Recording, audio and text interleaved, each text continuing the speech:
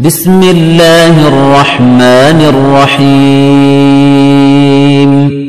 بسم الله الرحمن الرحيم ونستعينه ونستغفره ونؤمن به ونتوكل عليه ونعوذ بالله من شرور أنفسنا ومن سيئات أعمالنا من يهده الله فلا مضل له ومن يضلل فلا هادي له وأشهد أن لا إله إلا الله وحده لا شريك له وأشهد أن محمدا عبده ورسوله أما بعد فإن خير الحديث كتاب الله وخير الهدى هدى محمد صلى الله عليه وسلم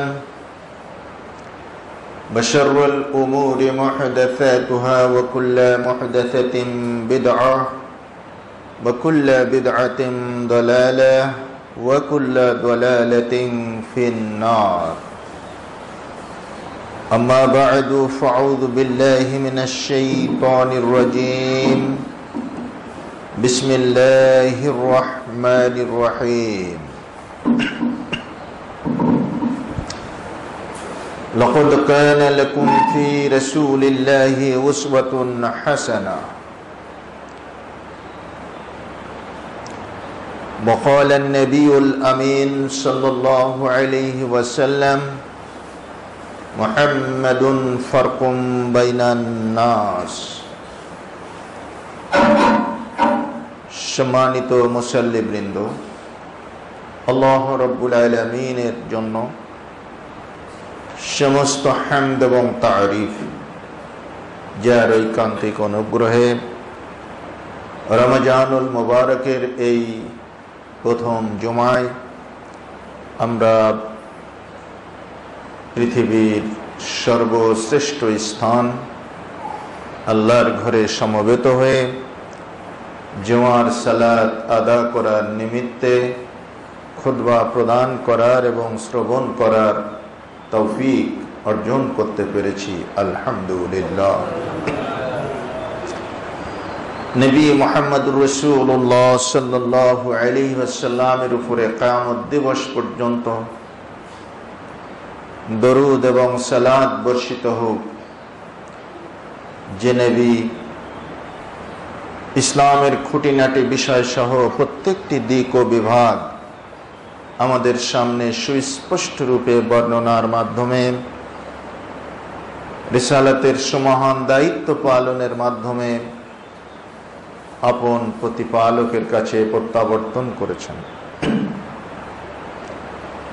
সেই নবী দুজাহা মানবতার মুক্তির দিশারি মুহাম্মদুর রাসূলুল্লাহ সাল্লাল্লাহু আলাইহি ওয়াসাল্লামের উপরে কিয়ামত দিবস পর্যন্ত শান্তি অবতীর্ণ হোক, আমিন। সম্মানিত সুধী মণ্ডলী, আজকের খুতবার বিষয়বস্তু হচ্ছে সোনার মদিনার ইসলাম বনাম আমাদের ইসলাম। আমরা বাংলাদেশিরা পাক ভারত উপমহাদেশের যারা অধিবাসী, তারা সোনার মদিনাকে খুবই ভালোবাসে। সোনার মদিনাকে কেন্দ্র করে অনেক সঙ্গীত, গজল, অনেক কাসিদা আমরা অনুশীলন করে থাকি, আমরা পাঠ করে থাকি।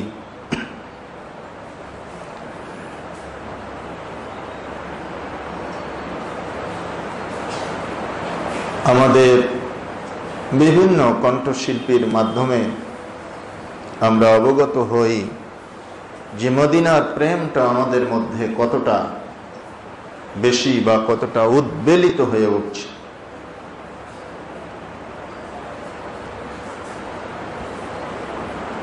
আমার মন এদেশেতে রয় না, এদেশেতে থাকতে চায় না, পাখা পেলে উড়ে যেতাম সোনার মদিনায় রে, সোনার মদিনায় রে। এভাবে করে আমাদের বাচ্চা কাচ্চারা আমাদের শোনায় আমরা আমাদের উপলব্ধি, আমাদের অনুভূতিতে সোনার মদিনার একটা প্রেম ভালোবাসা জাগ্রত হয়ে ওঠে।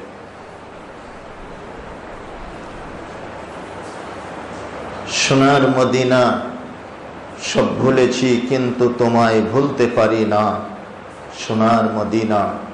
এভাবে করে অনেক কণ্ঠশিল্পী আমাদের হৃদয় তন্ত্রীতে দোলা দিয়ে যায় এই সঙ্গীতের মাধ্যমে। এভাবে করে অনেক কথা আছে যা মদিনা মুনাওয়ারাকে কেন্দ্র করে বা সোনার মদিনাকে কেন্দ্র করে আমাদের মদিনা প্রেম, মদিনার প্রতি আমাদের যে ভক্তি, শ্রদ্ধা, ভালোবাসা, সেটা আমরা বহিঃপ্রকাশ ঘটাতে চাই। কিন্তু যদি আমরা একটু আমাদের এই ভালোবাসার বিশ্লেষণ করি, মদিনার প্রেম ভালোবাসাকে যদি আমরা একটু খতিয়ে দেখি, তাহলে দেখতে পাবো মদিনার ইসলামের যে অনুশীলন, সেটা কিন্তু আমাদের ভিতরে অনেক ঘাটতি রয়েছে। সোনার মদিনাকে ভালোবাসতে রাজি আছে, কিন্তু সোনার মদিনার ইসলামকে গ্রহণ করতে আমরা কার্পণ্য করে থাকি। কারণ সোনার মদিনার ইসলামটা আমার আচরিত, আমার অনুশীলিত ইসলামের সাথে মেলে না। যেই গরমিল হয়ে যায়, সেই কিন্তু ওখানে আমার একটা অন্তরায় সৃষ্টি হয়ে যায়। তখন আমার গানে, গজলে, আমার সঙ্গীতে, সাহিত্যে আমি সোনার মদিনাকে যতই প্রাধান্য দেই না কেন, আমি আমার বাস্তব আমলি জিন্দেগিতে এসে কিন্তু আর মদিনার ইসলামটাকে, মদিনার অনুশীলন, মদিনার ইমান আকীদাটাকে আর আমরা প্রাধান্য দিতে পারি না। এটা হচ্ছে আমাদের মদিনা প্রেমের আসল রূপ। কিন্তু হওয়া উচিত ছিল এর উল্টোটা। সোনার মদিনা থেকে যে ইসলাম আবির্ভূত হয়েছে বা হবে, সেটাই আমরা গ্রহণ করব। আমরা আমাদের তাহাজিব ও তামুদ্দুনিক জীবনে, আমাদের আমলি জিন্দেগিতে আমরা মদিনা মুনাওয়ারার দিকে ফিরে যাব। সেখান থেকে যেটা পাব সেটাই আমরা গ্রহণ করব, যেহেতু মদিনার রাসূল আমাদের জন্য সেটাই রেখে গেছেন। তারাকতু ফীকুম আমরাইন লান তাদিল্লু মা তামাসসাকতুম বিহিমা কিতাবাল্লাহি ওয়া সুন্নাতা নবিয়্যিহি। এ কথা বলে তিনি আমাদের জন্য রেখে গেছেন দুটো জিনিস। একটা হচ্ছে আল্লাহর ওহী, পবিত্র কোরআন, আর একটা হচ্ছে তার হাদিস, সহিহ হাদিস। এই দুটোকে যতদিন নবী সাল্লাল্লাহু আলাইহি সাল্লাম বলছেন তোমরা আঁকড়ে ধরবে, তোমরা বজ্র মুষ্টিতে ধারণ করতে পারবে, ততদিন তোমরা গোমরাহ হবে না, পথভ্রষ্ট হবে না। কিন্তু দুঃখ হলো আমরা আমাদের মদিনাকে শুধু সাহিত্যে, সঙ্গীতে, আমাদের গজল ও কাসিদায় আমরা প্রাধান্য দিয়ে রাখলাম। আমার যদি দুটো ডানা থাকতো, আমি মদিনায় উড়ে যেতাম। সোনার মদিনাকে আমি এত ভালোবাসি। দরিয়ার ঢেউকে সম্বোধন করে আমাদের কবি সাহিত্যিকরা বলছেন যে তুই যদি মদিনায় যাস, তাহলে আমার সালামটা নবীজির রওজায় পৌঁছে দিস। এভাবে করে অসংখ্য কাসিদা, অসংখ্য কবিতা, গজল রচিত হলো সোনার মদিনার মহব্বত, ভালোবাসা, প্রেম, প্রীতিকে কেন্দ্র করে। কিন্তু আফসোস হলো যে সেই সোনার মদিনার ইসলাম যখন আমাদের কাছে বিধৃত হয়, তখন আমি বিভিন্ন দোহাই দিয়ে, ব্যক্তির দোহাই, মানসিক সংকীর্ণতার দোহাই, গোত্রের দোহাই, ফিরকার দোহাই, মাযহাবের দোহাই, তরিকার দোহাই দিয়ে আমরা তার থেকে পাশ কাটিয়ে চলে যাই। এভাবে যদি বিশ্লেষণ করি আমাদের আচরিত যে দিন, আমরা যে ইসলাম ফলো করছি, এর বেশিরভাগ ক্ষেত্রেই আমরা মদিনার রীতিনীতি থেকে ছিটকে পড়েছি। সোনার মদিনা শুধু আমার মুখে আছে। রাসূল সাল্লাল্লাহু আলাইহি সাল্লামের ভক্তি, ভালোবাসা, মহব্বত শুধু তার নামেই আমরা আজকে সীমাবদ্ধ করে রেখেছি। তার নাম, তার শারীরিক অবয়ব, যেটা তার জীবদ্দশায় অনেক কাফেররাও ভালোবেসেছিল। জিসমান নবীকে তারা ভালোবাসত, মহব্বত করত, খাতির করত, কিন্তু সে ভালোবাসাটা আল্লাহ রাব্বুল আলামিনের কাছে রাসূলের ভালোবাসা হিসাবে সেটা গ্রহণযোগ্য হয়নি। যেমন আবু তালেব তাকে অনেক ভালোবাসত, জিসমান ভালোবাসা, শারীরিক নবীকে খুবই ভালোবাসত। এমনকি শিবে আবি তালেবের ভিতরে রাসূল সাল্লাল্লাহু আলাইহি সাল্লাম এবং ঈমানদারদেরকে যখন বন্দী করা হলো, কারারুদ্ধ করা হলো, জেলখানায় রাখা হলো, তখন আবু তালেবকে অপশন দেওয়া হলো, তুমি তোমার ভাতিজাকে তো খুব মহব্বত করো, তার সাথে তুমি কারাবরণ করতে চাও না স্বাধীন জীবন যাপন করতে চাও বাইরে আমাদের সাথে? তখন এই দুটো অপশন থেকে তিনি ভাতিজার সাথে কারাগারের জীবনকে ইখতিয়ার করেছিলেন, যে না, আমি তোমাদের সাথে থাকতে চাই না। আমার ভাতিজা মুহাম্মদ ইবনে আব্দুল্লাহ যদি জেলখানায় থাকে, আমি তার কারা জীবনের সঙ্গী হয়ে ওই জেলখানায় থাকতে চাই। তিনিও সেখানে ছিলেন, অমানসিক কষ্ট ভোগ করেছিলেন, রাসূলকে এতটা ভালোবাসতেন। কিন্তু এই ভালোবাসাটা আল্লাহ সুবহানাহু ওয়া তাআলার কাছে মূল্যায়িত হয়নি। কারণ লাকাদ কানা লাকুম ফি রাসূলিল্লাহি উসওয়াতুন হাসানাহ, রাসূল সাল্লাল্লাহু আলাইহি ওয়াসাল্লামের মধ্যে আল্লাহ রাব্বুল আলামিন যে আদর্শ দান করেছেন, সেই আদর্শকে যারা ভালোবাসতে পারবে তারাই মূলত রাসূলকে ভালোবেসেছে বলে প্রতীয়মান হবে, ধর্তব্য হবে। মুহিব্বুর রাসূল, রাসূলের ভালোবাসাকারী, রাসূলের প্রেমিক হিসাবে তখন ধর্তব্য হবে যখন সে রাসূলের আদর্শকে ভালোবাসবে এবং গ্রহণ করবে। তাহলে জিসমান ও ইসমান ভালোবাসাটা মূলত রাসূলের ভালোবাসা নয়। রাসূলের ভালোবাসাটা হচ্ছে উসওয়াতান, আদর্শিক ভাবে যে নবীকে ভালোবাসতে পেরেছে। রাসূলের আদর্শ এটাই আমার আদর্শ হবে। রাসূলের গৃহীত নীতিমালা এটাই আমার নীতিমালা হবে। এভাবে আদর্শিক ভাবে যিনি যতটা নবী সাল্লাল্লাহু আলাইহি ওয়াসাল্লামকে ভালোবাসতে পেরেছেন, তিনি ততটা আল্লাহ সুবহানাহু ওয়া তাআলার ভালোবাসার পাত্র হয়েছেন এবং দুনিয়া ও আখিরাতে তিনি ততখানি মুক্তির হকদার হিসাবে পরিগণিত হয়েছেন। আমরা এই কথাটাই জগতের মানুষের কাছে তুলে ধরতে চাই। জিসমান রাসূলকে ভালোবাসলে আবু তালেব মুক্তি পেয়ে যেত, কিন্তু আবু তালেব মুক্তি পাবে না। জাহান্নামের মধ্যে খুব খাতির করেছিল আল্লাহর নবীকে, তাই আল্লাহ সুবহানাহু ওয়া তাআলা আহওয়ানুল আযাব, সবচেয়ে নিম্ন স্তরের আযাবটা তাকে দিবেন। সে ঈমান আনেনি, রাসূলকে অনেক ভালোবেসেছিল, কিন্তু রাসূলের আদর্শকে মানতে পারেনি। রাসূলের আদর্শটা কি ছিল? তাওহীদ। তাওহীদকে স্বীকার করেন। তো আহওয়ানুল আযাবটা তাকে দেওয়া হবে।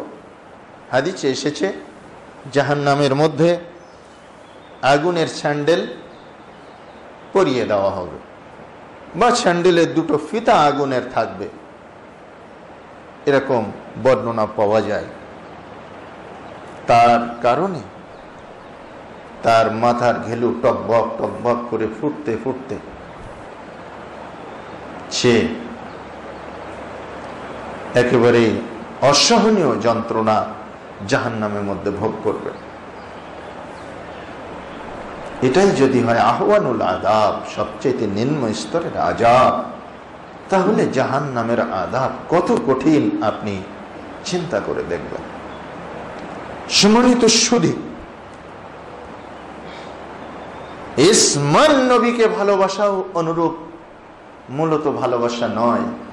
রাসূলের নাম শুনে বাংলাদেশের অনেক এলাকার মানুষ রয়েছে যারা এই বৃদ্ধ আঙ্গুলিতে চুম্বন দান করে চোখের উপরে বলিয়ে দেয়, আশহাদু আন্না মুহাম্মাদার রাসূলুল্লাহ বলার সাথে সাথে বৃদ্ধ আঙ্গুলিতে চুম্বন দিয়ে চোখের পাতায় বুলিয়ে দেয়, মানে ভালোবাসার একটা অনুপম দৃষ্টান্ত স্থাপন করে।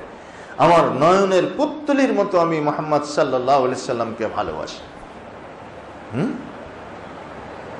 এটা হচ্ছে ইসমান ভালোবাসা। মুহাম্মদ এই নামটাকে আজকে মানুষ ভালোবাসার তাকিদে গৃহের দেওয়ালে, মসজিদের দেওয়ালে, গৃহের ফটকে, মসজিদের দরজায়, মসজিদের গেটে, ঈদগাহের গেটে সব লাগিয়ে রাখছে। এমনকি বাস মালিকরা পর্যন্ত বাসের ডান পাশের গ্লাসে আল্লাহু, বাম পাশে মুহাম্মদ লিখে রাখছে। দেখো আমি মুহাম্মদ সাল্লাল্লাহু আলাইহি সাল্লামের কতটা অনুরাগী, অনুসারী। ইসমান ভালোবাসতেছে। হুন্ডা গুলোতে আজকে দেখেন সামনে ওই যে হেডলাইটের উপরে একটা কালো গ্লাস থাকে, ওর নাম উইং শেড, তাই না?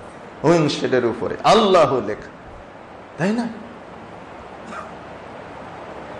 যুবকরা সব প্রায় মুসলিম যুবকদেরকে দেখা যায় এটা তারা লিখে তারা আল্লাহ প্রীতি, আল্লাহ প্রেম এটা জাহির করছে। কিন্তু এটুকুই কি তার মুক্তির জন্য, আল্লাহর ভালোবাসার জন্য, হ্যাঁ, আল্লাহর ইবাদতের জন্য এটুকুই কি যথেষ্ট হয়ে যাবে? না, অনেকে গলায় তাবিজ ঝুলিয়ে দিচ্ছে, আল্লাহ লেখা এক পাশে, মুহাম্মদ লেখা আর এক পাশে।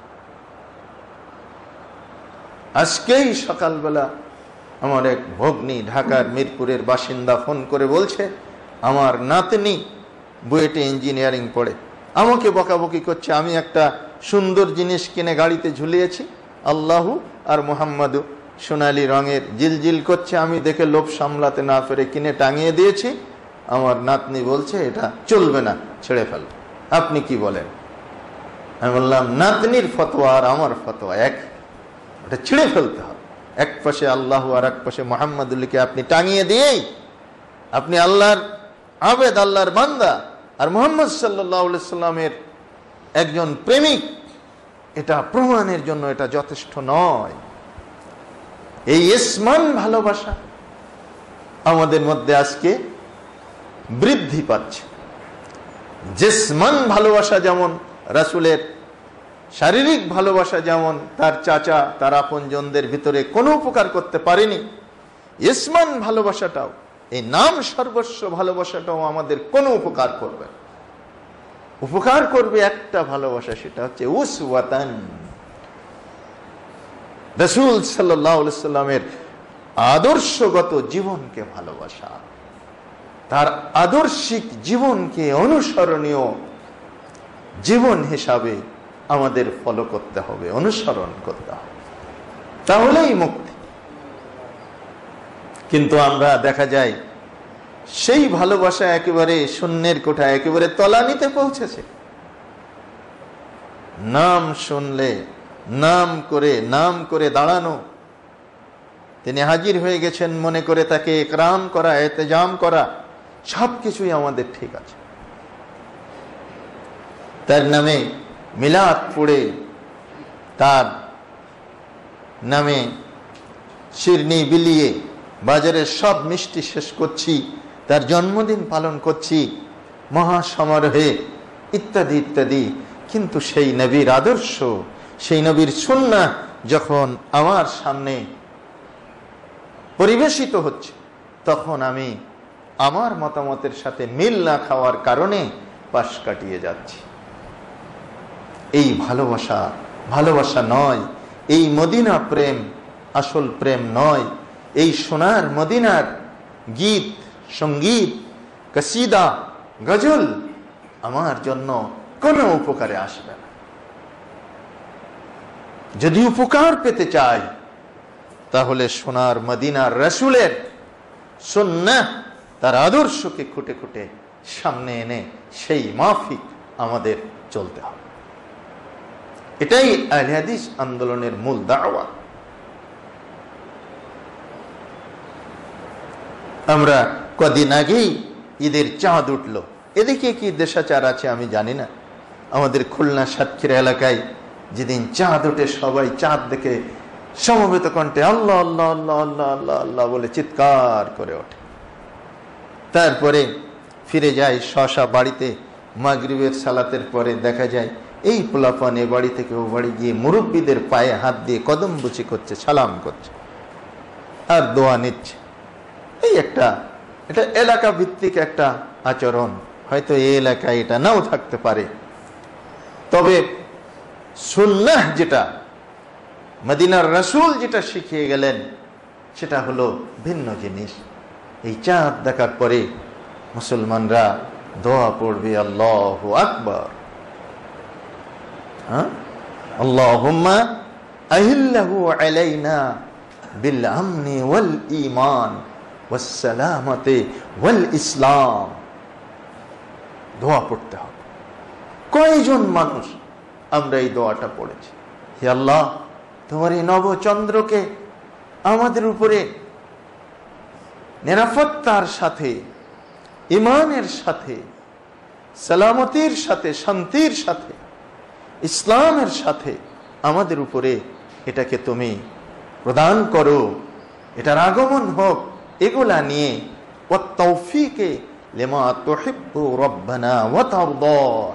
আর সেই তৌফিক নিয়ে আসুক এই চন্দ্র আমাদের কাছে, আমাদের জন্য যে তৌফিকটা, যে তোমার রিজামন্দি এবং তোমার পছন্দনীয় বিষয়গুলো যেন আমরা ধরে রাখতে পারি, পালন করতে পারি, সেই তৌফিক এই নবচন্দ্র আমাদের কাছে নিয়ে আসুক আল্লাহ। সেই বিষয়টা তুমি আমাদের জীবনে নিশ্চিত করে দাও আল্লাহ।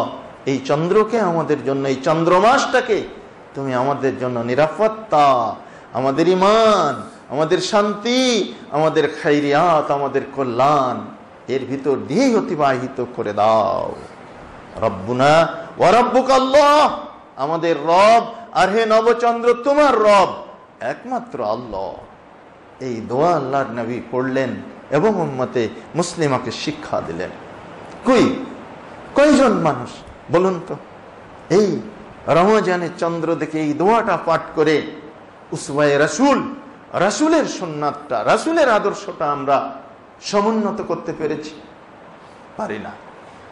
কারণ এখানে এক এক অঞ্চল ভিত্তিক একটা একটা আপনার দেশাচার ঢুকে গেছে, একটা একটা আচরণ ঢুকেছে যা নবীর সাথে, সোনার মদিনার সাথে কোনো মিল নেই। যেমন আমার সাতক্ষীরা খুলনাটা আপনাদের সামনে বললাম, এভাবে তো আমাদের রাসূল শিক্ষা দেননি। এরপরে আমরা সিয়ামের মাস পেয়েছি, সিয়াম সাধনার মাস, এক অনাবিল ইবাদত বন্দেগীর মাস, সিয়াম সাধনার মাস, মুসলিম উম্মার মুক্তি হাসিল করার মাস। সরকার যেমন জেনারেল মার্চি ঘোষণা করে দিয়ে যারা অন্ধকার জগতে আছে তাদেরকে আলোর জগতে আসার সুযোগ করে দেয়, এই উম্মতে মুসলিমা এক বছর পাপ তাপ করে যত পঙ্কিলতা জীবনে অর্জন করেছে সব কিছু থেকে অবমুক্ত হয়ে একেবারে পরিশুদ্ধ চিত্তে আল্লাহ পাকের কাছে রেকটিফাইড হয়ে যাবে, একেবারে বিশুদ্ধ হয়ে যাবে, সেই একটা সুযোগ এই একটি মাস। যার প্রত্যেকটি মুহূর্তের মধ্যে রয়েছে কি?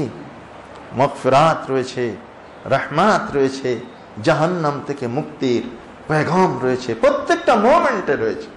আউয়ালুহু রাহমা, ভাগ করে নিল আমাদের কিছু উর্বর মস্তিষ্কের আলেম ওলামার। ওয়া আওসাতুহু মাগফিরা ওয়া আখিরুহু ইতকুম মিনান নিরান।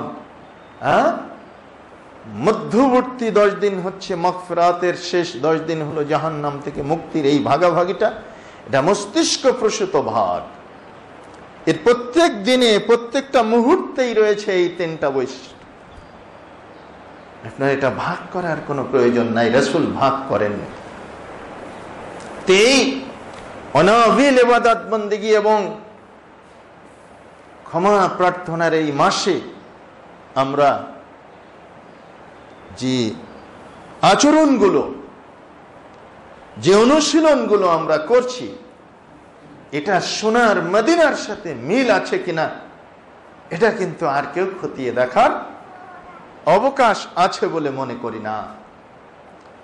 কারণ আমার বড় হুজুর যেটা বলছেন বা বড় হুজুর যেভাবে করছেন সেভাবেই আমি করছি কিনা, এটাই আমরা বেশিরভাগ খেয়াল করি। কিন্তু বড় হুজুর তো সরকারের শরিয়াতের মাপকাঠি নয়।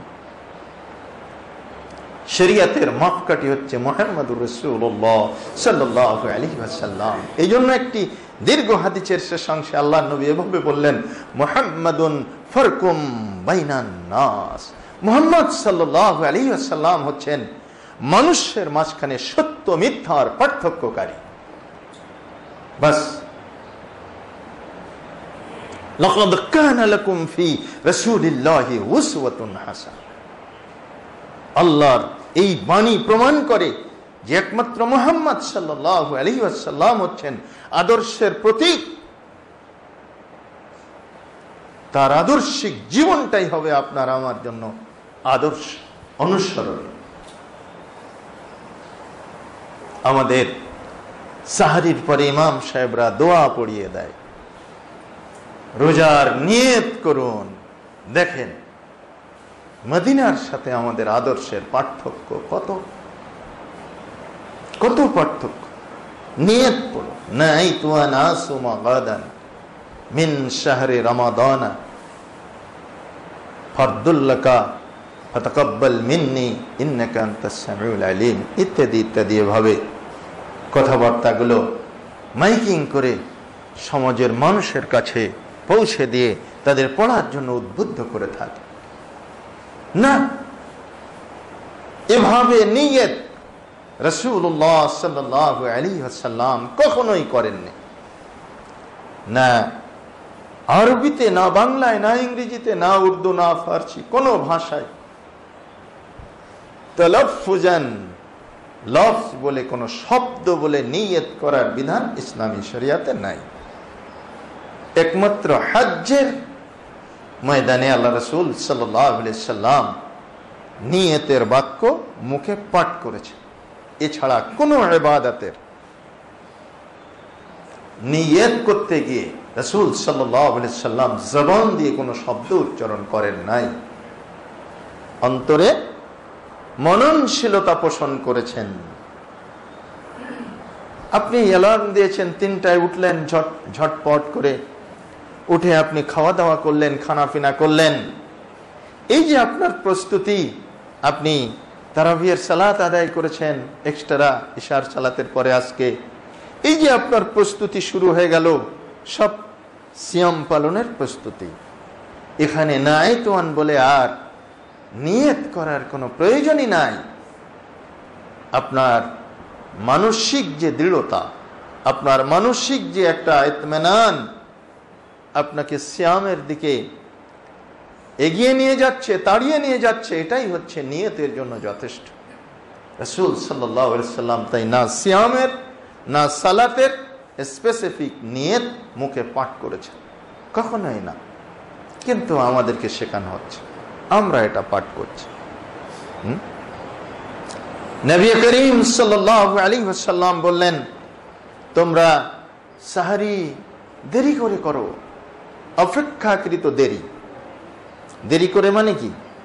নির্দিষ্ট সময় শেষ হয়ে যাওয়ার পরে নয়, অপেক্ষাকৃত একেবারে শেষ মুহূর্ত। আমরা কেউ কেউ আবার একটু শারীরিক অবসাদ ও ক্লান্তি থেকে অব্যাহতি পাওয়ার জন্য এই 1টা থেকে 2টার মধ্যেই খাই দাই করে বললাম একটা ঘুম দিলে শরীরটা বেশ ভালো মজা লাগে, এরপরে ফজরের সালাত আদায় করব। এভাবে একটা আরামায়েশের জন্য সাহরিকে এগিয়ে নিয়ে আসলাম। জি না, আপনার মদিনার ইসলামের অনুশীলন হল না। আপনি ইফতারকে আল্লাহ রসুল সাল্লাল্লাহু আলাইহি সাল্লাম বললেন তাড়াতাড়ি করতে। তাড়াতাড়ি মানে এই নয় যে সূর্য অস্তমিত হওয়ার আগেই ইফতার করতে হবে, এটা বোঝায় না। মানে সূর্য অস্তমিত হওয়ার পরে আর অহেতুক বিলম্ব করতে হয় না, এর নাম হচ্ছে তাড়াতাড়ি। এবং নবী করিম সাল্লাল্লাহু আলাইহি সাল্লাম এভাবেই বললেন যে আমার উম্মত ততদিন পর্যন্ত কল্যাণের উপরে অধিষ্ঠিত থাকবে যতদিন তারা ইফতারকে তাড়াতাড়ি করবে আর সাহারিকে বিলম্বে করবে। কারণ ইহুদিরাও রোজা রাখতো, এখনো রাখে তারা। এই যে আশুরার সিয়াম, রাসূল সাল্লাল্লাহু আলাইহি সাল্লাম যখন মদিনায় গেলেন, আমরা যে 1 মাস সিয়াম রাখি, এই সিয়ামটা মদিনায় যাওয়ার পরে 2য় হিজরি সালে এটা ফরজ হয়েছিল নবী করিম সাল্লাল্লাহু আলাইহি সাল্লামের উপর। এর আগেও ইসলামের নবী সিয়াম রাখতেন, কিন্তু এভাবে কন্টিনিউ রমজান মাসের সিয়াম নয়, বিভিন্ন অকেশনালি সিয়াম। তো মদিনায় এসে দেখেন তিনি আশুরার সিয়াম রাখছে। ইহুদিরা বলছে তোমরা এটা কেন রাখো? বলছে এটা আমরা রাখি, আমাদের নবী মুসা আলাইহিস সালাম এই দিন নাজাত পেয়েছিলেন ফিরআউনের কবল থেকে, আর আল্লাহর দুশমন ফিরআউন ডুবে মরে গিয়েছিল, ধ্বংস হয়েছে। নবী করিম সাল্লাল্লাহু আলাইহি সাল্লাম বললেন দেখো, মুসা আলাইহিস সালামের অনুসরণের বিষয়ে আমরাই বেশি হকদার তোমাদের চাইতে। যদি আগামী বছর বেঁচে থাকি আমরাও এই সিয়াম রাখবো, তবে 2টো রাখবো। তোমরা একটা রাখো, আমরা 2টো রাখবো, তোমাদের সাথে একটু খেলাফ করার জন্য, বৈপরীত্য স্থাপনের জন্য আমরা 2টো পালন করব। এই কিন্তু আশুরার সিয়াম, যে নবী করিম সাল্লাল্লাহু আলাইহি সাল্লামেরও অনেক আগ থেকে চলে এসেছে, ইহুদিদের মাঝে আজও চলে আসছে। এই সিয়ামের সাথে সম্পর্ক হচ্ছে নাজাতে মুসার সম্পর্ক, এই সিয়ামের সাথে সম্পর্ক হচ্ছে ফিরআউনের ডুবে যাওয়া আর মুসার পরিত্রাণ পাওয়ার সম্পর্ক। অথচ হতভাগ্য মুসলিম সমাজ আজকে আমরা এই আশুরার সিয়ামের সম্পর্কটা শাহাদাতে হুসাইনের সাথে মিলিয়ে দিয়েছি। শাহাদাতে হুসাইনের সাথে এর কোনো সম্পর্ক নেই, যদিও দিন তারিখটা একই হয়েছে, কিন্তু হুসাইন রাদিয়াল্লাহু তাআলা আনহুর জন্মেরও আগে, নবী করিম সাল্লাল্লাহু আলাইহি সাল্লামের জন্মেরও আগে আশুরার সিয়াম ইহুদিরা পালন করেছে। মদিনায় যাওয়ার পরে নবী করিম সাল্লাল্লাহু আলাইহি ওয়াসাল্লাম এই সিয়ামের সন্ধান পেয়ে তিনি 10 মুহররম তারিখে সিয়াম রাখার বিধান জারি করেছেন। এবং শুধু তাই না, এই শাহাদাতে হুসাইনকে কেন্দ্র করে আমরা মুসলিম সমাজে আমাদের আকীদা, অধিকাংশরাই আমাদের আকীদাকে আমরা বিসর্জন দিয়েছি। আমরা ইয়াজিদ বিন মুআবিয়াকে কাফের, মদ্যপায়ী, লম্পট, দুশ্চরিত্র, দুরাচার, আর কি কি ভাষা আছে বলা যায়, যা কিছু আছে, গালি বোঝানোর জন্য যত ভাষা রয়েছে ইতিহাসের পাতায় আমরা সবগুলো ভাষা ব্যবহার করে ইয়াজিদ বিন মুআবিয়াকে সম্বোধন করেছি। কিন্তু মনে রাখবেন, ইয়াজিদ বিন মুআবিয়া কাফের ছিলেন না, তিনি একজন প্রখ্যাত তাবেঈ। তার সম্পর্কে যত ঘৃণ্য উক্তি সব শিয়ারা আমাদের মাঝখানে পুশ করে দিয়েছে, যারা আলী রাদিয়াল্লাহু তাআলা আনহুকেই নবী হওয়া উচিত ছিল বলে মনে করে। শিয়াদের আকীদা হচ্ছে জিবরিল আমিন পক্ষপাতিত্ব করে মুহাম্মদ বিন আব্দুল্লাহর কাছে ওহী নিয়ে এসেছে, আসলে আল্লাহ দিয়েছিলেন আলী বিন আবি তালেবের কাছে। নাউযু বিল্লাহি মিন যালিক। এই আকীদা বিশ্বাস নিয়ে তারা আলী পরিবারকে অতি ভক্তির আতিশয্যে নবীর আসনে বসিয়েছে, আর ইয়াজিদ বিন মুয়াবিয়া এবং তার পরিবারকে একেবারে গালি দিতে দিতে অধঃপতনের অতল তলে তলিয়ে দিয়েছে। ইসলাম এই ধরনের আকীদা থেকে বিরত থাকতে বলেছে। রাসূল সাল্লাল্লাহু আলাইহি সাল্লাম একটা হাদিসে এভাবে বলেছেন, সমুদ্র যুদ্ধে যে সেনাপতির দায়িত্ব পালন করবে সে জান্নাতি হবে। সমুদ্র যুদ্ধ হয়েছিল মুয়াবিয়া বিন আবি সুফিয়ানের খেলাফত কালে। এই যুদ্ধে সেনাপতি ছিলেন ইয়াজিদ বিন মুয়াবিয়া, আর হুসাইন বিন আলী রাদিয়াল্লাহু তাআলা আনহু তার নেতৃত্বে একজন সাধারণ মুজাহিদ ছিলেন। আপনি কাকে কি বলছেন হিসাব করেছেন? আরেকটা কথা শুনে রাখুন, ইয়াজিদ বিন মুয়াবিয়ার ডাইরেক্ট কোনো হুকুম ছিল না হুসাইনকে কারবালায় শহীদ করার জন্য। তিনি কখনো এভাবে আদেশ দেন, কিন্তু যারা করেছে এই কাজ তারা তার অধীনস্থ সৈন্য, তাদের বিরুদ্ধে অ্যাকশন নেওয়ার তার কোনো মৌকা ছিল না। ওয়াহিসাবুনা ওয়াহিসাবুহুম আলাল্লাহ, তাদের হিসাব আমাদের হিসাব আল্লাহর কাছে হবে। কিন্তু আপনি এভাবে জঘন্য মন্তব্য করে আপনার আমল আকীদা নষ্ট করতে পারেন না। বলছিলাম সিয়াম ছিল দ্বিতীয় হিজরির রমজান মাসে, এই বার্ষিক রমজান মাসের ফরজ সিয়াম নাজিল হয়েছে। এই সিয়াম নবী সাল্লাল্লাহু আলাইহি সাল্লাম পালন করতেন, অন্যান্য জাতির লোকেরাও সিয়াম পালন করেন। আমাদের দেশের হিন্দু ভাইরাও কিন্তু সিয়াম পালন করে, তাদের ভাষায় ওটা হলো উপবাস। তবে তাদের উপবাসটাতে সুযোগ রয়েছে, মহা সুযোগ। একমাত্র প্রিন্সিপাল ফুড বাদ দিয়ে আর সব তারা খায়।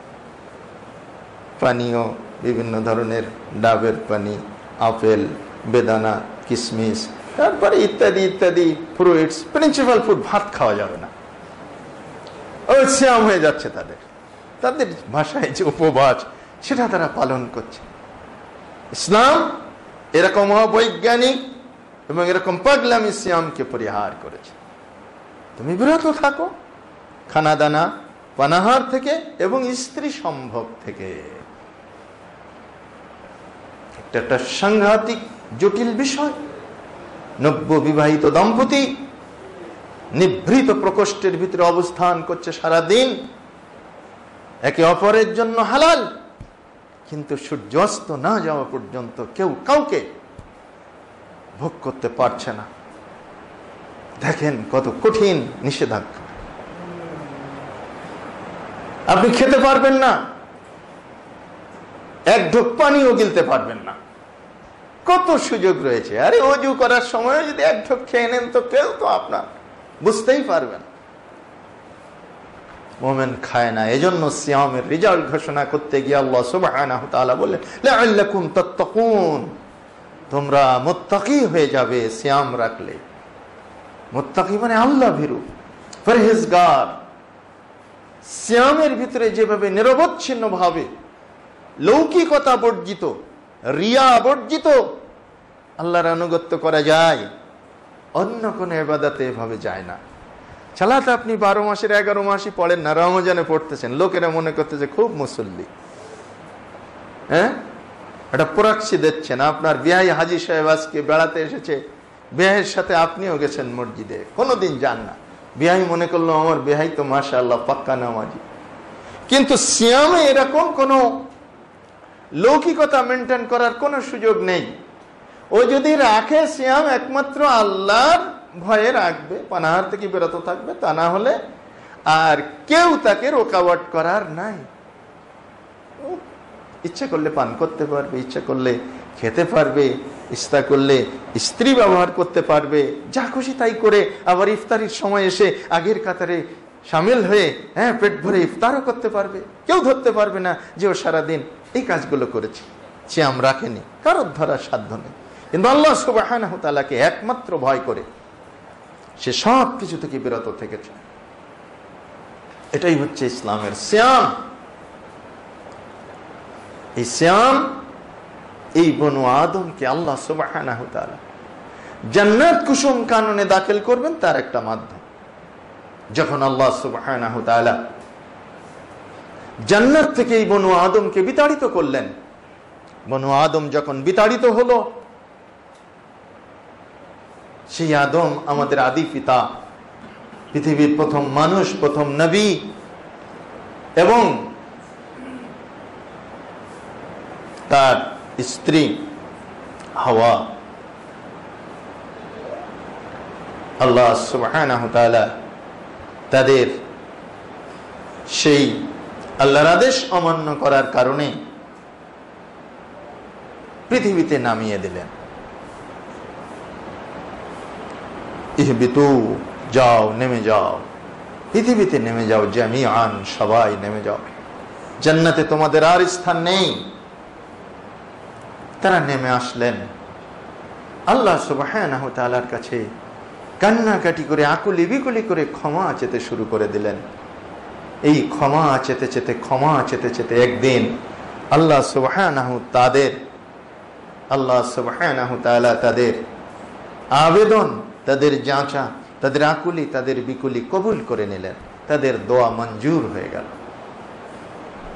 এখানেও হতভাগ্য মুসলিম সমাজ আজকে বিকৃত ঘটনা আপনার আমার সামনে উপহার দিল। আমাদের উর্বর মস্তিষ্কের আলেম ওলামারা তারা বুদ্ধি খাটিয়ে বলে দিল, মোটে ক্ষমা হয় না, হয় না, হয় না।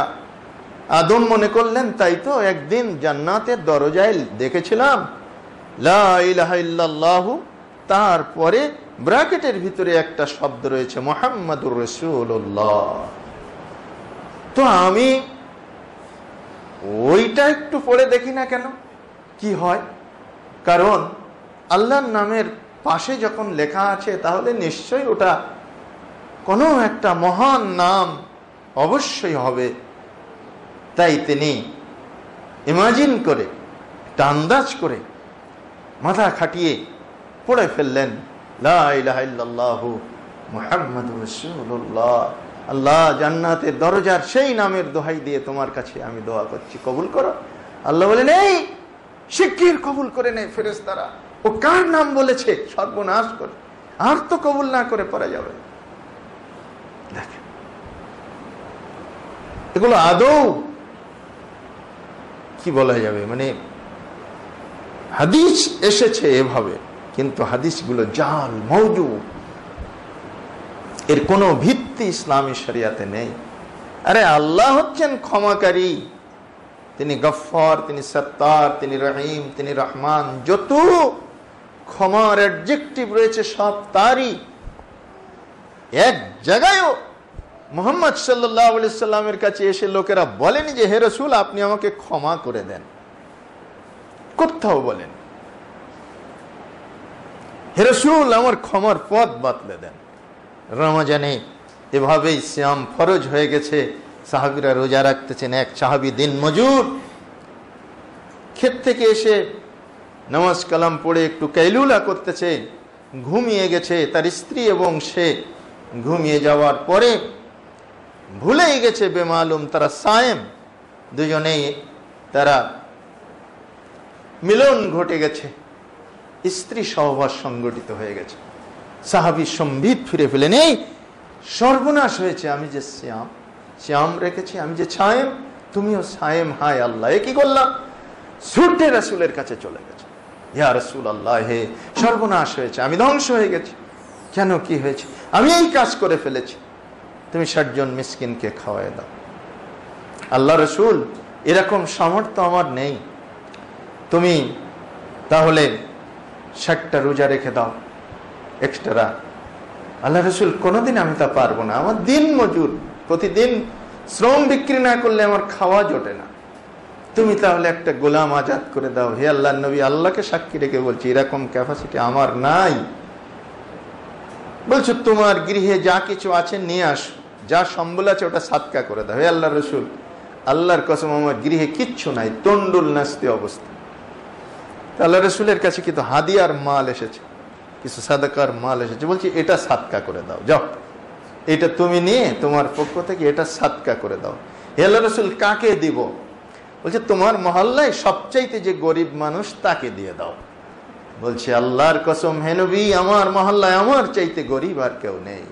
রাসূল সাল্লাল্লাহু আলাইহি সাল্লাম বললেন, যাও তুমি খেয়ে নাও, যাও।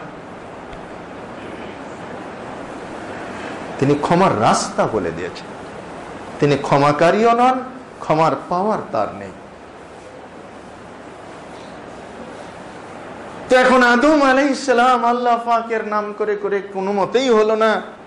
আজকে এসে মুহাম্মদ রাসূলুল্লাহ আল্লাহর নামের পাশে নাকি ব্র্যাকেট দিয়ে ওটা জান্নাতের দরজায় লেখা আছে নাউজুবিল্লাহি মিন জালিক, ওটা পড়লেই ক্ষমা হয়ে গেল তড়িঘড়ি। কথাগুলো খুব মুখরোচক, খুব হৃদয়গ্রাহী, খুব দিলফরিব, কিন্তু ভিত্তিহীন। আল্লাহই ক্ষমাকারী। আল্লাহ বলছেন সূরা ফুরকানের 70 নম্বর আয়াতে আল্লাহ পাক বলছেন, ইল্লাল্লাযীনা তাবু, যারা তওবা করেছে, ওয়া আমানু ওয়া আমিলু আমালান সালিহান ফাউলাইকা ইউবাদদিলুল্লাহু সাইয়্যাতিহিম হাসানাত। আল্লাহ তার ক্ষমার দৈর্ঘ্য, ক্ষমার পরিধি বর্ণনা করতে গিয়ে বলছেন, যারা ঈমান আনয়ন করে, যারা তওবা ইস্তেগফার করে আমার কাছে, এবং ঈমানের সাথে যারা সৎকর্ম সম্পন্ন করে, তারা আমি তাদের গুনাহ খাতা, তাদের ভুল ত্রুটি, তাদের অপরাধ সমূহ মাফ করে দিয়েই শুধু ক্ষান্ত হই না, আমি তাদের অপরাধগুলোকে, তাদের পাপগুলোকে নেকির দ্বারা পরিবর্তন করে দেই। দেখেন আল্লাহ কতটা ক্ষমা করতে পারে, আপনি ভাবতে পারেন। এই সিয়ামের মাস হচ্ছে সেই ক্ষমার মাস। জেনারেল মার্চি ঘোষিত হয়েছে উম্মতে মুসলিমার জন্য। ক্ষমা চাও, কে কি পাপ করেছো, আল্লাহর কাছে ক্ষমা চাও, আল্লাহ মাফ করে দেবে। তো যখন তারা নেমে আসলেন আল্লাহ পাকের কাছে কান্নাকাটি করতে করতে, আকুলি বিকুলি করতে করতে, আল্লাহ তাদের আদম এবং হাওয়ার এই দোয়া কবুল করে নিলেন, ইস্তেগফার কবুল করলেন, ক্ষমা করে দিলেন। এবং আল্লাহ সুবহানাহু ওয়া তাআলা সাথে সাথে ঘোষণা করলেন, ফাইম্মা ইয়াতিয়ান্নাকুম মিন্নি হুদান ফামান তাবিআ হুদায়া ফালা খাউফুন আলাইহিম ওয়ালা হুম ইয়াহজানুন। সূরা বাকারার 28 নম্বর আয়াতে আল্লাহ সুবহানাহু ওয়া তাআলা আদম এবং হাওয়াকে লক্ষ্য করে বললেন, দেখো তোমার বংশধরদের কাছে আমার পক্ষ থেকে হিদায়াত পৌঁছাবে যুগে যুগে, কালে কালে। মিন্নি হুদান ফামান তাবিআ হুদায়া, যারা সেই হিদায়াতের অনুশীলন করবে, যারা সেই হিদায়াতের অনুসরণ করবে, ফালা খাউফুন আলাইহিম ওয়ালা হুম ইয়াহজানুন, তাদের জন্য কোনো গুনাহ, তাদের জন্য কোনো চিন্তা থাকবে না, তাদের জন্য কোনো ভয় ভীতি থাকবে না। তারা পরকালীন জীবনে নাজাত পেয়ে যাবে, মুক্তি পেয়ে যাবে। এই যে আল্লাহ রাব্বুল আলামিন আদম এবং হাওয়াকে প্রতিশ্রুতি দিলেন, অনেক কান্নাকাটির পরে যখন তাদেরকে ক্ষমা করলেন, আল্লাহ তাদের জেনারেল মার্চি ঘোষণা করে দিলেন এবং তার সন্তানদের জন্য জেনারেল মার্চি ঘোষণা করলেন। তার একটা মেয়াদ, জেনারেল মার্চের একটা মেয়াদ থাকে, সেই মেয়াদ হচ্ছে এই রমজানের 1 থেকে 30 পর্যন্ত। রমজান মাস 29 দিনে হোক আর 30 দিনে হোক, গোটা মাসই হচ্ছে আপনার ক্ষমার জন্য, মাগফিরাতের জন্য, বরকতের জন্য, রহমতের জন্য, জাহান্নাম থেকে মুক্তির জন্য। প্রত্যেকটি মোমেন্টের সাথে এগুলো সম্পৃক্ত। আপনার কে বলেছে 3টা দশকে 3টা আইটেম ভাগ করে নেওয়া হয়েছে? ভুল। অতঃপর বনু আদম এই সিয়াম সাধনার মাধ্যমে কি করবে? পরকালীন জীবনের মুক্তি নিশ্চিত করবে। আল্লাহ পাকের কাছ থেকে সে রেকটিফাইড হবে, সে পরিশুদ্ধ হবে, সে পাপ মুক্ত জীবন গঠন করবে। এটাই হচ্ছে সিয়ামের মাসের আগমনের উদ্দেশ্য। কিন্তু সে সিয়াম হতে হবে বিশ্বনবী মুহাম্মদ রাসূলুল্লাহ সাল্লাল্লাহু আলাইহি ওয়াসাল্লামের মতো সিয়াম। আমরা সোনার মদিনার প্রেমে মত্ত হয়ে পাখা থাকলে মদিনায় উড়ে যাওয়ার বাসনা পোষণ করছি, কিন্তু সোনার মদিনার রাসূলের রেখে যাওয়া সিয়াম কেমন ছিল, ইফতার কেমন ছিল, সাহারি কেমন ছিল, সালাত কেমন ছিল, ইবাদত বন্দেগী কেমন ছিল, এটা কিন্তু আমরা নিজেদের স্বেচ্ছাপ্রণোদিত বিশাল সমাজের দোহাই দিয়ে আমরা এড়িয়ে যাচ্ছি। তাহলে এটাকে কি মদিনা প্রেম বলা হবে? এটাকে কি প্রকৃত নবী প্রেম বলা হবে? হবে না। যদি সঠিকভাবে আমরা রাসূল সাল্লাল্লাহু আলাইহি ওয়াসাল্লামের প্রেমিক হতে চাই, তাহলে রাসূলের আদর্শকে গ্রহণ করতে হবে, রাসূলের সুন্নাহ, রাসূলের নিয়ম নীতিকে গ্রহণ করতে হবে। নবী করিম সাল্লাল্লাহু আলাইহি ওয়াসাল্লাম বললেন, ছাতুগুলি আনো, আমি ইফতার করতে চাই। সাহাবী বলছেন, পশ্চিম দিকে দেখিয়ে দিয়ে বলছেন, এই দিকটা এখনো খুব আলোকোজ্জ্বল রয়েছে, আপনি কিভাবে ইফতার করবেন? রাসূল সাল্লাল্লাহু আলাইহি ওয়াসাল্লাম বলছেন, ওগো রাত্রি এদিক থেকে আসে, পূর্ব দিকে তাকাও, পশ্চিম দিকে তাকাও না, পূর্ব দিকে তাকাও, ওদিক থেকে রাত্রি আসে। সূর্যটা ডুবে যাওয়ার সাথে সাথে তখনও অনেক শলক থাকে, আলোক মালায় উদ্ভাসিত থাকে পশ্চিম দিগন্তটা। ইফতার করতে গা সমসম করে, ইফতার করব, কিন্তু সূর্য যে ডুবে গেছে ওটাই ইফতারের টাইম, ডুবে গেছে তো ইফতারের টাইম, অহেতুক 5 মিনিট দেরি করতে হবে, এটা ইসলামের শিক্ষা নয়, এটা সোনার মদিনার রাসূলের ইসলাম নয়, রাসূলের আচরিত কোনো আচরণ নয়। ডুবে গেছে তো সময় হয়ে গেছে। যতই আপনার আলো আলো মনে হয় পশ্চিম দিগন্তে, অহেতুক আর দেরি করার সুযোগ ইসলামে নাই। কিন্তু আমাদের দেশের পত্র পত্রিকাগুলো লক্ষ্য করুন, টিভি চ্যানেলগুলো দেখুন, ঢাকার সূর্যাস্ত 6:41 ইফতারির সময় 6:45। কেন? তা কেন? ওই সূর্যাস্তের সময়ই তো ইফতারের সময়। লিখতে হবে সূর্যাস্ত ইফতার ঢাকায় 6:41, বাস। এই সময়টা দুটো আলাদা নয়। যখনই আপনি আলাদা করলেন, সোনার মদিনার ইসলাম আর আপনার অনুশীলন করা হলো না। এটা আমাদের মৌখিক মদিনা প্রীতি শুধু জাহের হলো। সম্মানিত সুধী, এজন্যই বলতে চাচ্ছিলাম, এভাবে আমরা প্রত্যেকটি আমলে যদি আমরা সোনার মদিনার দিকে তাকাই আর আমাদের আচরিত আমলের দিকে তাকাই, তাহলে অনেকখানি ব্যবধান সৃষ্টি হয়ে যায়। এই ব্যবধানটা কাম্য নয় ইসলামী শরিয়া। এই ব্যবধান মিটিয়ে দিয়ে আমাদেরকে অভিন্ন সোনার মদিনার আচরণ, সুন্নাহ নিয়ম আর বাংলাদেশের সুন্নাহ নিয়ম একই হতে হবে, একই রকম হবে। যেহেতু মদিনার প্রেমে আমরা সবাই পাগল, নবীর প্রেমে আমরা সবাই পাগল, তাই আমাদের উচিত হচ্ছে যেমন ভাবে আমরা সোনার মদিনাকে মহব্বত করে উড়ে যেতে চাচ্ছি, ঠিক অনুরূপ ভাবে সোনার মদিনার আচরণ বিধি, ইসলামের নিয়ম কানুনকে আমাদের সর্বান্তঃকরণে গ্রহণ করতে হবে। আর বাকিগুলাকে আমাদের বিনয়ের সাথে ভদ্রতার সাথে পরিহার করতে হবে। কারোর সাথে কোনো ঝগড়া নেই, ঝগড়া করার কোনো দরকার নাই। কারণ আপনাকে আমাকে কবরে যেতে হবে নিছক একাকী, নিছক একাকী। আপনার আমার আমল নামাটা আমাদের সাথে যাবে, কোনো ব্যক্তি যাবে না, ইমাম যাবে না, ফকিহ যাবে না, মুস্তাহিদ যাবে না। একটা মাত্র নথি আমার সাথে যাবে, সেটা হচ্ছে আমল নামা।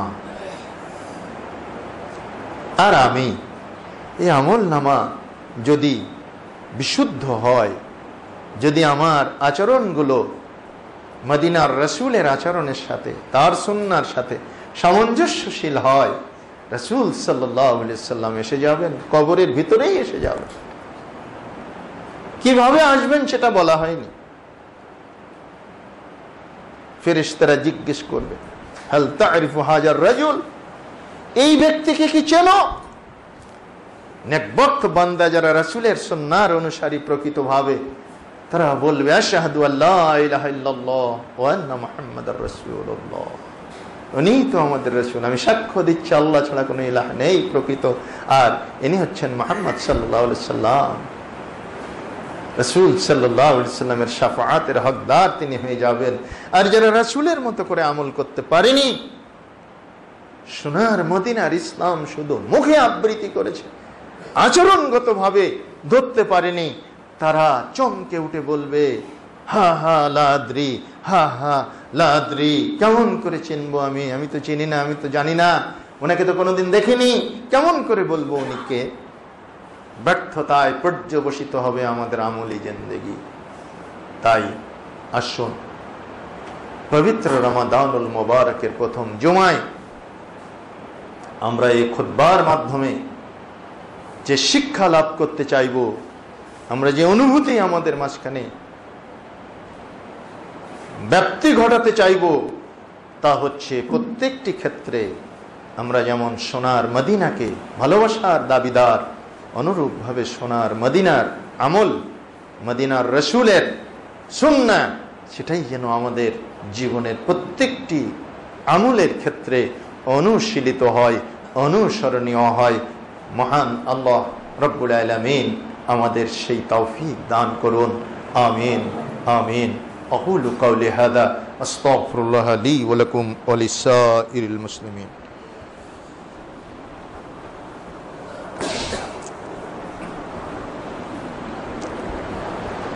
الحمد لله نحمده ونستعينه ونستغفره ونؤمن به ونتوكل عليه ونعوذ بالله من شرور أنفسنا ومن سيئات أعمالنا، من يهده الله فلا مضل له ومن يضلل فلا هادي له، وأشهد أن لا إله إلا الله وحده لا شريك له، وأشهد أن محمدا عبده ورسوله. أما بعد، إن الله وملائكته يصلون على النبي يا أيها الذين آمنوا صلوا عليه وسلموا تسليما. اللهم صل على محمد وعلى آل محمد كما صليت على إبراهيم وعلى آل إبراهيم إنك حميد مجيد. اللهم بارك على محمد وعلى آل محمد كما باركت على إبراهيم وعلى آل إبراهيم إنك حميد مجيد. وصل على سائر الأنبياء والمرسلين وعلى الملائكة المقربين وعلى عباد الله الصالحين، خصوصا على الخلفاء الراشدين المهديين وعلى جميع الصحابة الأنصار والمهاجرين وعلى التابعين الجاهدين الراشدين برحمتك يا أرحم الراحمين. اللهم انصر من نصر دين محمد واخذل من خذل دين محمد، ولا تجعلنا منهم. عباد الله رحمكم الله، إن الله يأمر بالعدل والإحسان وإيتاء ذي القربى وينهى عن الفحشاء والمنكر والبغي يعظكم لعلكم تذكرون. واذكروا الله يذكركم وادعوه يستجب لكم. ربنا آتنا في الدنيا حسنة وفي الآخرة حسنة وقنا عذاب النار. ربنا ظلمنا أنفسنا وإن لم تغفر لنا وترحمنا لنكونن من الخاسرين. ربنا آتنا في الدنيا حسنة وفي الآخرة حسنة وقنا عذاب النار. اللهم اغفر للمؤمنين والمؤمنات والمسلمين والمسلمات والأحياء منهم والأموات برحمتك يا أرحم الراحمين. اللهم ارزقنا لسانا ذاكرا قلبا شاكرا وعملا صالحا وزوجة مطيعة. اللهم اقضي حاجاتنا واشف آهاتنا واستر عوراتنا وكفى بك مجيبا قريبا عليما خبيرا.